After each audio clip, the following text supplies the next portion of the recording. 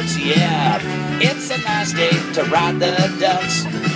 And I'll tell you why it's such a good day for me. Well, I'll tell you why it's such a good day for me, because yesterday I was in jail. Oh, but don't worry, everybody. I'm innocent. I had nothing to do with it. The good thing is I don't have to be back till 9 o'clock. All right, you guys get ready for some loud sirens coming on up here. Here we go. Woo!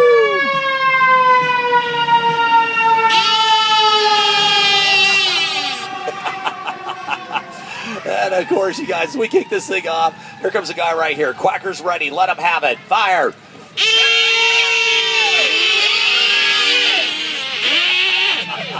Oh, he loved it. He'll laugh tonight over a Hot Pocket.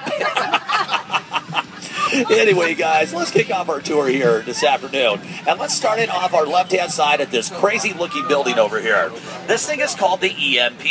It is the Experience Music Project. And it's a tribute to the local legendary rock star, Jimi Hendrix. That's right, you guys. And that building is designed to look just like Jimi Hendrix's squished Fender guitar.